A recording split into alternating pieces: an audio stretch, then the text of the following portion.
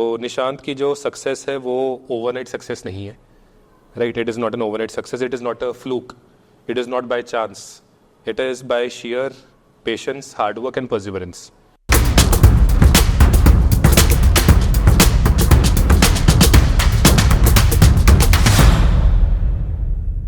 Hello everyone and welcome to Edutap. जब कोई भी स्टूडेंट की सिलेक्शन होती है तो it's always a very joyful occasion for us everyone at Edutap. पर जब वो सिलेक्शन हमारे खुद के टीचर की हो, जैसे कि आज निशांत ओझा हमारे सामने है, जो कि ना केवल मेरे स्टूडेंट रहे हैं बहुत पहले जब मैं सिविल सर्विसेज के लिए पढ़ाता था, लेकिन हमारे पास ही एड्यूटैप में ही is a very superb teacher.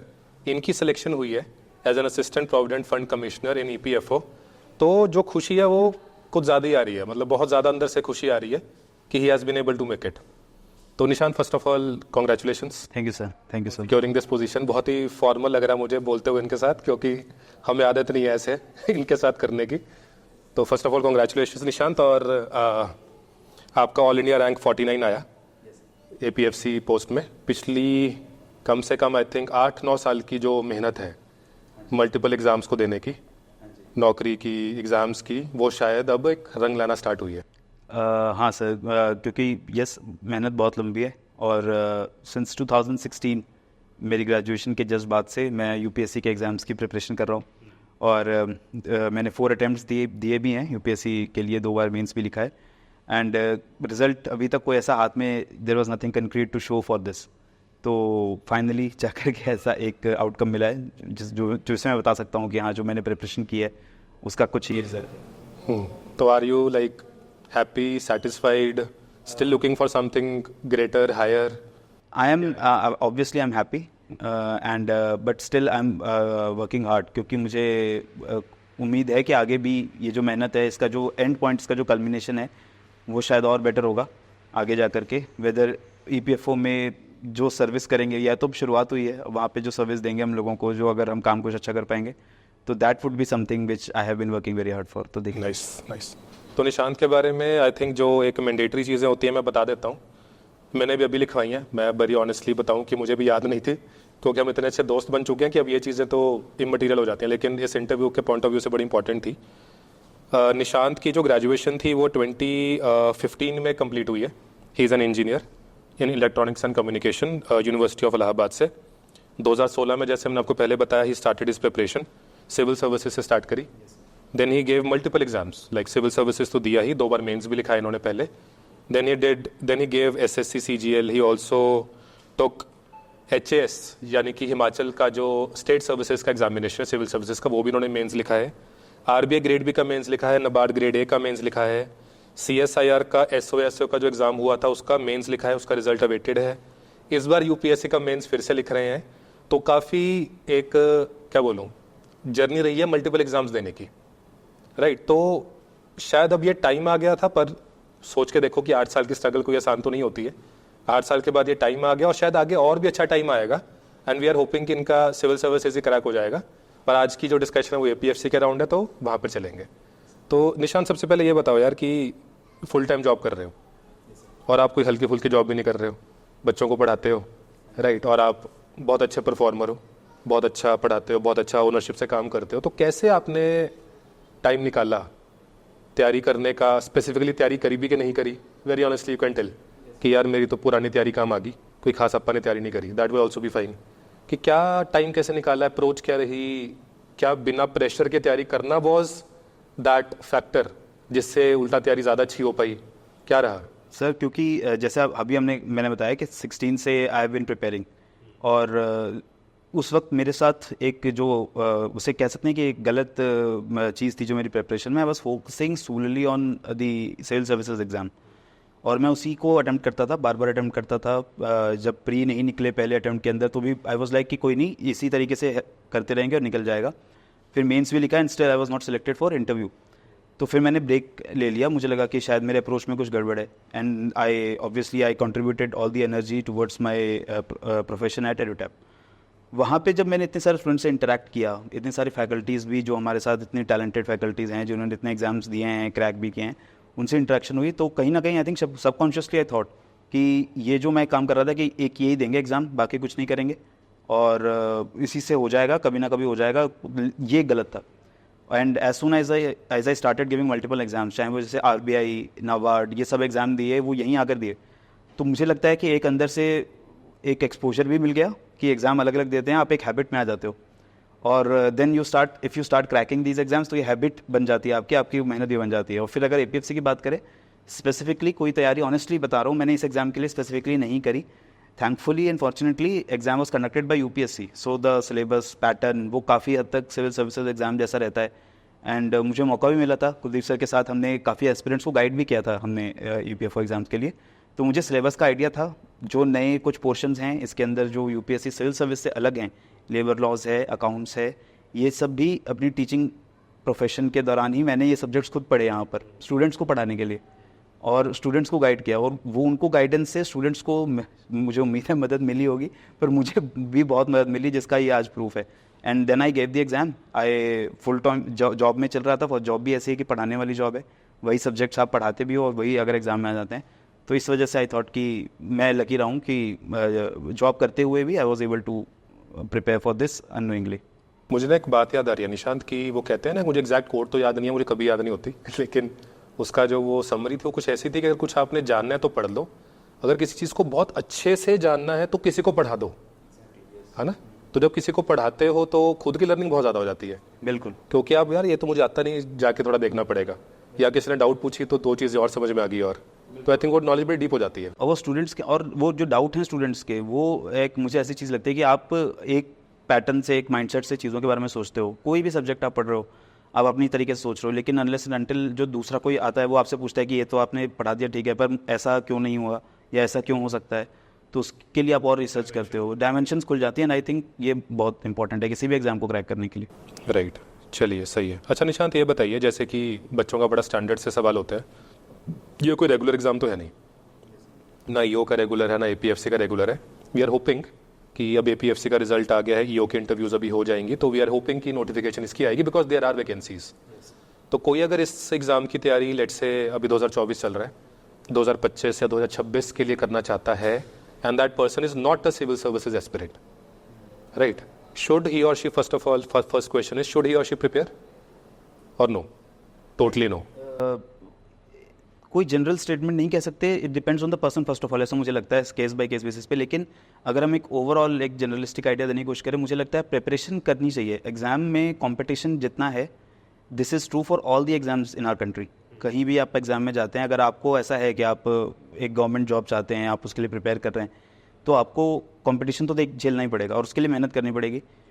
एक अच्छी चीज़ मुझे क्यों लगता है कि प्रिपेयर करना चाहिए, आप प्रिपरेशन में भी बहुत कुछ सीखते हैं, और UPSC के खास तौर पे एग्जाम्स में, बिकॉज अलग अलग सब्जेक्ट्स आप पढ़ते हैं, एक लेवल होता है प्रिपरेशन का, ऐसा नहीं होता है कि जस्ट फॉलोइंग द लक। तो आपको काफ़ी चीज़ें वहाँ भी सीखने को मिलती है जो आपके दूसरे एग्जाम्स में भी हेल्प कर सकती हैं। अगर आप ऐसा कोई एग्जाम की ऑलरेडी प्रिपरेशन कर रहे हो जिसका सिलेबस काफ़ी अलाइन करता है, लेट से नहीं अलाइन कर रहा, अगर नहीं अलाइन कर रहा है तो लेट से SSC की तैयारी कर रहा है, कोई SSC की तैयारी कर रहा है, उसमें मैथ्स इंपॉर्टेंट है, ओवरलैप करता है, बिकॉज मैथ्स एंड इंग्लिश जो SSC में एक बहुत मेजर कंपोनेंट होता है, वो यहाँ पे भी APFC के अंदर ही पूछा जाता है।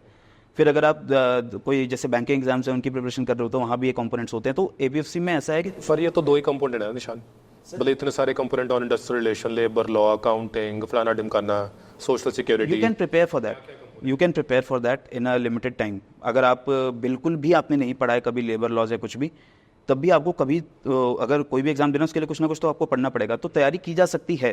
लेकिन सिर्फ सोलली फोकस रख के अगर आप यही सोच रहे हो कि मैं APFC की ही तैयारी करूंगा, तो वो थोड़ा सा विदाउट एनी बैकअप प्लान वो थोड़ा सा रिस्की है, बिकॉज ये रेगुलर एग्जाम नहीं है, and the vacancies are also not that great कि 2 साल में एक बार आता है अगर, तो भी इतनी ज़्यादा वैकेंसीज नहीं आती हैं। तो ये आपका प्राइमरी ऑप्शन मैं नहीं रिकमेंड करूँगा किसी को भी। लेकिन आप किसी दूसरे एग्जाम की तैयारी कर रहे हैं तो you can vouch for APFC की एक अच्छी पोस्ट है, आप उसके लिए तैयारी कर सकते हैं। सर मेरा एक क्वेश्चन है यहाँ पर कि जनरली जो एग्जाम रेगुलर नहीं होते हैं उनका ट्रेंड प्रेडिक्ट करना बहुत डिफिकल्ट होता है। अगर हम 2015 का APFC एग्जामिनेशन देखें, 2021 का EU एग्जामिनेशन देखें, तो 2023 का paper was totally different from these 2 papers. उससे पहले सिविल सर्विस को लगता था कि यार ये एग्जाम तो हम इजीली क्रैक कर लेंगे, मतलब अकाउंटेंसी, आईएन, लेबर लॉ की वेटेज उतनी ज़्यादा नहीं थी। लेकिन इस बार शायद पेपर में काफ़ी आपको डिफरेंस देखने को मिला in terms of trends and paper pattern. तो आपने, मुझे पता है कि आपने एग्जाम से पहले जैसे आप 6-6 घंटे 7-8 घंटे की क्लास ले रहे थे, आपने इन कंपोनेंट्स को कैसे मैनेज किया सर?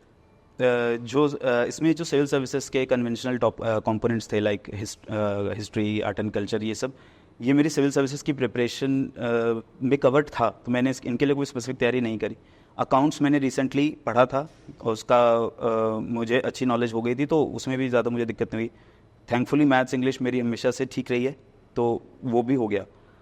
थोड़ा मैंने अलग से मुझे ध्यान देना पड़ा था लेबर लॉज को लेकर के और उनको, और जो अगर ट्रेंड की बात करूँ मैं, एग्ज़ाम में जिस तरीके से क्वेश्चंस आए, जो एक्सपेक्ट हमने किया था वैसा एक नहीं था ट्रेंड। उसके अंदर क्वेश्चंस लेबर लॉज के भी थे और इंडस्ट्रियल लॉज और उनके रेगुलेशंस के भी थे, सोशल सिक्योरिटी के भी क्वेश्चंस थे। तो किसी ऐसे एस्पिरेंट जो सोलली रिलाई कर रहा हो यूपीएससी सिलेबस के ऊपर, उसके लिए आसान नहीं था।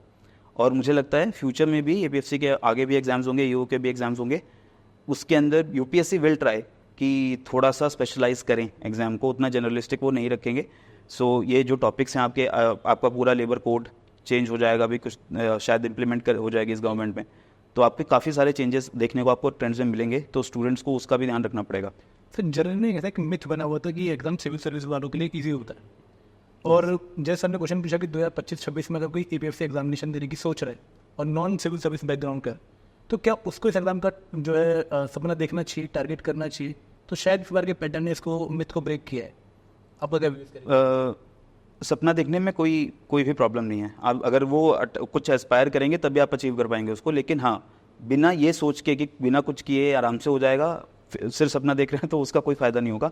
इसके लिए आपको स्पेशल पढ़ना पड़ेगा। और जो इंटरव्यूज़ भी होते हैं, I think UPSC consciously makes an effort कि जो एस्पिरेंट्स आ रहे हैं वो ऑर्गेनाइजेशनल किसी रिक्रूटमेंट के लिए अगर वो कर रहे हैं, जीपीएफओ के लिए फॉर एग्जांपल, तो जो उस प्रोफाइल की रिक्वायरमेंट्स हैं उनको ध्यान में रख के हम कैंडिडेट्स को भी सिलेक्ट करें। तो उस लोगों को ये देखना चाहिए कि अगर उनका कोई भी नॉलेज नहीं है अकाउंट्स, लेबर लॉज, रेगुलेशंस, तो आप सिर्फ यूपीएससी के बल पे इसे क्रैक नहीं कर पाओगे। इनको पढ़ना पड़ेगा। अगर आप पढ़ सकते हैं, आप मेहनत कर सकते हैं, तो जाइए एग्ज़ाम के लिए, otherwise you should follow whatever exam you already are targeting. इसमें निशांत आपने बड़ा अच्छा कहा कि इंटरव्यू के दौरान भी दे ट्राई कि जिस ऑर्गेनाइजेशन के लिए इंटरव्यू हो रही है, ईपीएफओ के लिए हो रही है, तो they try to check that part also, कि जो आपने जाके काम करना है, जो प्रोफाइल है आपकी। तो आपकी इंटरव्यू कैसी रही, लाइक उसमें ऐसे कौन से क्वेश्चंस थे या कौन से क्वेश्चंस थे पूरी इंटरव्यू के बारे में अगर आप बता पाएँ? हाउ ड्यूरेशन कितना था, बोर्ड में कौन था, कितना क्या क्या पूछा आपसे? Interview was scheduled on 14th of July, sorry 14th of June, ठीक है, 14th ऑफ जून में लास्ट, हाँ 14 जून में मेरा इंटरव्यू था और लास्ट आफ्टरनून सेशन था मेरा। और आफ्टरनून सेशन में भी I was I think the second last candidate who to be interviewed on that day. And interview चला अप्रॉक्सीमेटली मेरा थोड़ा शायद ऑन एन एवरेज जो इंटरव्यूज़ हुए थे उस दिन, मुझे लगता है उससे थोड़ा लंबा ही गया था। It went on around for 30 minutes I guess. And interview was cordial. The panel members, there were 4 panel members and everyone was very cordial. बहुत अच्छे से एटमॉस्फेयर में हुआ। It was not like an interrogation. UPSC के interviews हमेशा एक अच्छे atmosphere में होते हैं, तो it was like a dialogue, a conversation. And questions थे मेरी प्रोफाइल, मेरे डैप से जुड़े हुए क्वेश्चंस भी थे कि आपका जो मेरा एजुकेशनल बैकग्राउंड है उसके बारे में थोड़ा बहुत क्वेश्चन था कि कहाँ से किया है, कैसे पढ़ा है।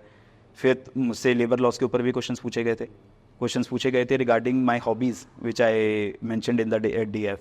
मैंने जैसे चेस के बारे में बताया था तो उन्होंने चेस के बारे में 1-2 क्वेश्चंस पूछे। ये नॉर्मल क्वेश्चंस थे। फिर they started asking me about EPFO as well, about the PF scheme, कि आपकी कंट्रीब्यूशंस का जो परसेंटेज है, मैक्सिमम जो विड्रॉएबल, ऐसे टेक्निकल क्वेश्चंस भी थे।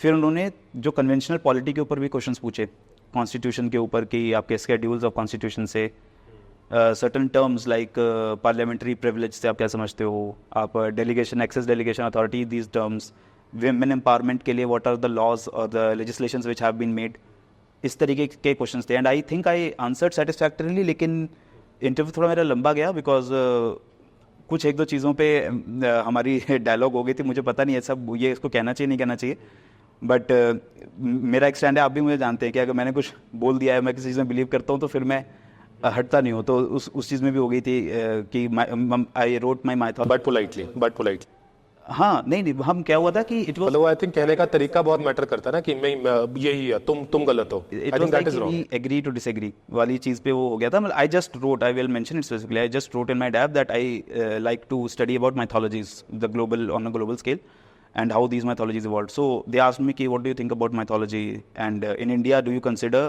our epics like Ramayana and everything as mythology. So I mentioned कि yes, I study them as mythology. I'm not commenting on whether they are or not. तो उस पर हमने अच्छी डिस्कशन भी करी. तो मुझे लगता है कि इंटरव्यू वॉज वेरी गुड.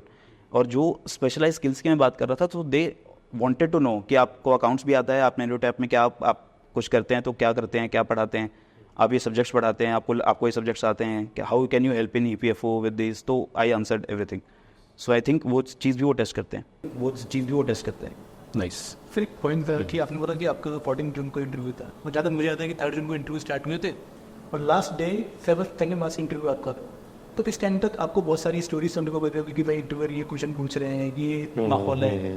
तो वहाँ तक खुद को मोटिवेट रखना और उन क्वेश्चन से बचना और अपना एक बहुत ही जो है आइसोलेटेड माहौल लेके बचना क्यों उनसे, मतलब जानने में क्या प्रॉब्लम है? कई बार क्या होता है कि हम ना माइंड सेट बना लेते हैं कि यार ऐसे ही क्वेश्चन हमसे पूछेंगे, हम इसका ये जवाब देंगे. हाँ, मतलब बचना जरूरी नहीं है, पर आई थिंक अगर वो सिर्फ वही पकड़ लें कि ये मेरे से पूछ लेंगे, शायद वो गलत होगा. और फ्लेक्सिबिलिटी मिस कर देते हैं. शायद वो मिस.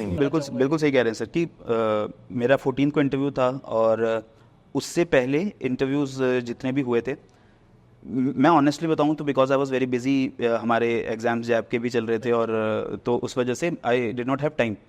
तो मैंने कोई ट्रांसक्रिप्ट्स वगैरह भी नहीं देखी थी और मुझे जनरल आइडिया भी नहीं था. और मुझे इतना मैं बिलीव करता हूँ कि दूसरे लोगों से जो पूछा है ऑब्वियसली वो मुझसे नहीं पूछेंगे.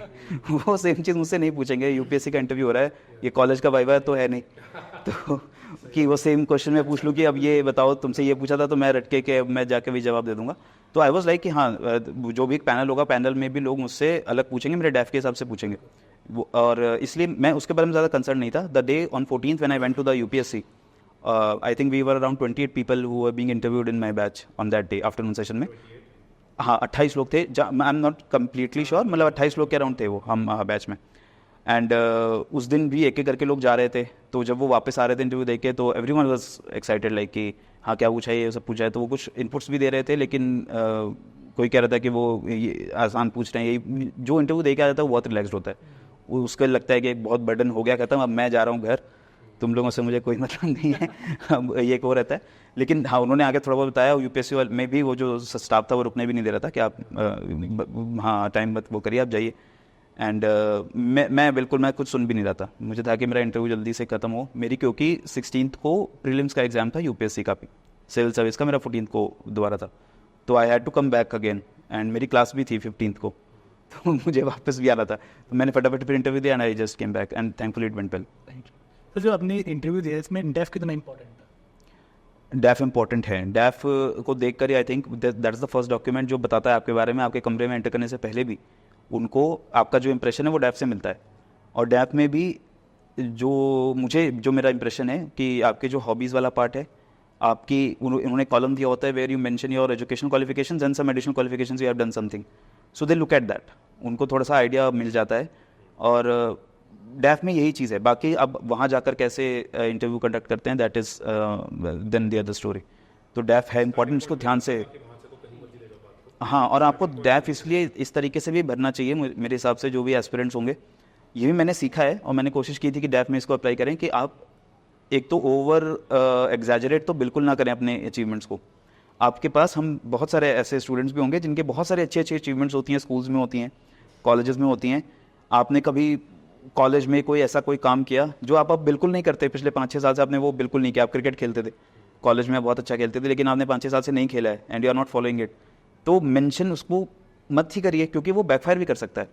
ठीक है, तो आप ऐसी चीज़ों को मेंशन करते हैं डैफ में, अपने बारे में वो चीज़ें बताते हैं जिस on which you want to be grilled on, कि हाँ इसके बारे में आप मुझसे पूछे. और वो उस बात को समझते भी हैं एंड दे अंडरस्टैंड कि ठीक है तुमने ये लिखा है, आपने ये लिखा है, तो आप बताइए इसके बारे में. तो that is something you have to fill your DAF very carefully. Nishant देखो, we will not go into strategy because जैसे कि निशान शुरू में बता चुके हैं कि it was a culmination of a lot of years of work, है ना. तो ऐसे कोई बुक बता दो, कोई कोर्स बता दो, कोई टेस्ट बता दो, कोई जादू की छड़ी दे दो, तो आई थिंक वो तो नहीं हो पाएगा. ये इस इंटरव्यू का एजेंडा भी नहीं है. इंटरव्यू का एजेंडा शायद ये है कि you guys can get inspired from him, you can get motivated by his efforts, honest efforts, you can salute his perseverance. Because I think Kuldeep sir हैं 8 साल 9 साल, मैंने भी 6 साल लगाया, पर 8 साल तो यार और ऊपर चले गए. तो 8 साल 9 साल तक लगे रहना, एग्ज़ाम देते रहना, पढ़ते रहना, पढ़ाते रहना, राइट मोमेंट की वेट करना, राइट. और शायद बहुत अटैच ना होना रिजल्ट के साथ. देते रहना और अटैच ना होना, शायद वो एक बहुत बड़ा लेसन है जो हम लोग सीख सकते हैं। देन जो टिप्स ये बताई रहे हैं कि इंटरव्यू में कैसे, डैफ कैसे, माइंडसेट कैसे, शायद वो चीज़ें हम सीख सकते हैं। और किन लोगों को तैयारी करनी चाहिए इस एग्ज़ाम की, वो चीज़ हम सीख सकते हैं, शायद ये मोटा मोटा हम सीख सकते हैं। निशांत, हाँ जी। क्योंकि कंपटीशन इतना ज़्यादा है तो आपको सक्सेस मिलने में बहुत टाइम लग सकता है। इसका मतलब ये भी बहुत सारे एस्पिरेंट्स ये ना करें कि लाइफ में स्टैग्नेट नहीं हो जाना चाहिए मेरे हिसाब से, कि अब जो मैं हो गया था एक टाइम पे पहले कि एग्ज़ाम देंगे, क्लियर होगा तब उसी की वेट कर रहे हैं। You have to do something. आपको अपना एज अ करियर, आपकी एज यंग होती है जब आप एग्ज़ाम की तैयारी स्टार्ट करते हैं, and then that is I think some of the best years of your life. तो उसमें आप कुछ और भी, आपको स्किल्स, सब्जेक्ट्स, कुछ एजुकेशन, आप कोई क्वालिफिकेशन ले लीजिए या कोई अपना काम करना स्टार्ट करिए, जिससे आपका प्रोफाइल भी इंप्रूव होता है इन द फ्यूचर। अगर आप कोई एग्ज़ाम देने जाएंगे भी तो डैफ में यही लिखेंगे आप, वो बताएंगे कि आपने ग्रेजुएशन के बाद क्या किया है। तो एक ये भी चीज़ होती है कि आप अगर एग्ज़ाम देना आपका गोल है कि मुझे ऐसी कोई जॉब चाहिए, तो मल्टीपल एग्जाम्स दीजिए, साथ साथ में और सब्जेक्ट्स पढ़िए, उनकी कोशिश करिए, and if you grow in life तो मुझे लगता है उसका रिजल्ट मिल जाता है। आई थिंक उससे पर्सनैलिटी इवॉल्व होती है। जैसे अगर आपने काम करना स्टार्ट किया, आपने और एग्जाम्स देने स्टार्ट किया, आपने अपना काम किया, आपने जॉब करनी स्टार्ट करी, तो जो वो नहीं होता, क्या बोलूँ मैं, नाइव जो इंसान, एक नाइव इंसान होता है, वो धीरे धीरे पॉलिश होना स्टार्ट होता है। धीरे धीरे life long you remain a student, you start learning. वो आप हमेशा सीखते रहे, उसमें कोई दिक्कत नहीं है, but you shall not remain only a student. Only a student, वो ग्रेविटी आती है धीरे धीरे। हाँ, पर्सनैलिटी में ग्रेविटी आती है। के बाद थोड़ी एक डिसीजन मेकिंग की पावर आती है, मतलब स्किल्स आती हैं, आप सोच पाते हो, मैच्योर हो पाते हो, चीज़ों के बारे में सोच सकते हैं। And you as soon as you start meeting different kinds of people from different backgrounds with different stories, you get to learn कि मेरे बारे में तो I am very fortunate. I have, हमारे बहुत सारे स्टूडेंट्स हैं जो बहुत मेहनत करते हैं अलग अलग एग्जाम्स के लिए, and many of them they do not come from very privileged backgrounds. और एडुटैप पे तो हम ये करते भी हैं, हम मतलब हम कोशिश करते हैं कि हम ऐसे स्टूडेंट्स की हेल्प करें आगे जा करके। तो उस केस में मैं इतना प्रिविलेज्ड रहा हूँ, तो मैंने आई थिंक उसका कोशिश किया कि मेरे को जो अपॉर्चुनिटीज़ मिले यहाँ पे रह के एडुटैप पे, उसको इवॉल्व करें, उसमें पढ़ें। बहुत कुछ मैंने सीखा है यहाँ पर जो मुझे एग्ज़ाम में अकाउंट्स ये पढ़ा, जो लेबर लॉस पढ़ा, ये सब मैंने यहाँ पे रह के ही पढ़ा है और सब सीखा है। Everything happens for a reason, और आई थिंक वो हाइंडसाइट में वो देख के बहुत सही लगता है कि हाँ ये हुआ ऐसे अच्छा हुआ। So I think that has happened, and let's see कि फ्यूचर में और वो कहते हैं ना कि life is not happening to you, it is happening for you. ये लाइन मुझे बड़ी अच्छी लगती है, मैंने कई बार मारी भी ऑफिस में। मैं, आप मुझे जानते हैं, ये जो मेटाफिलॉसफी होती है, मेटाफिजिकल, आप ही तो कह रहे हैं मैथोलॉजी में इंटरेस्ट है, तो मैथोलॉजी में भी ऐसी ऐसी चीज़ें लिखी गई हैं जो ऐसी ऐसी चीज़ें बताती हैं। यही तो है कि मैं उसको बताता हूँ, ये कहानी है इसको, हाँ, लेकिन ये चीज़ है, आपको पर्सपेक्टिव्स मिल जाते हैं आप, लेकिन ये सीख जाते हो कि हाँ ये रिस्पेक्ट करनी चाहिए, इसको किस तरीके से लेना चाहिए। And that is one thing. I have had privilege of being in company of people like you, people like Kuldeep sir, Anchit sir, और भी हमारे पास इतनी वंडरफुल फैकल्टी हैं अलग अलग सब्जेक्ट्स पढ़ाने के लिए। तो मुझे तो लगता है कि ऐसे इन्वायरमेंट में अगर आप रहते हो तो वैसे ही आपकी एक मल्टी डायमेंशनल पर्सनैलिटी हो जाती है, आप इवॉल्व कर पाते हो और एग्जाम क्रैक होता है इससे। तो आई थिंक यहीं पर हम इस सक्सेस स्टोरी सेशन को एंड करेंगे, और लास्ट में आई थिंक मैं थोड़ा सा समराइज ज़रूर करना चाहूँगा पूरी जो हमने बात करी। तो निशांत की जो सक्सेस है वो ओवरनाइट सक्सेस नहीं है, right? It is not an overnight success, it is not a fluke, it is not by chance, it is by sheer patience, hard work and perseverance जो उनको ये मुकाम हासिल हुआ है। And we Nishant very sincerely wish and pray both that you go even higher than this, right? And we do this one more time for perhaps highest position, right? I'll try my best. चलिए, thank you so much aspirants, bye, thank you and happy learning, bye.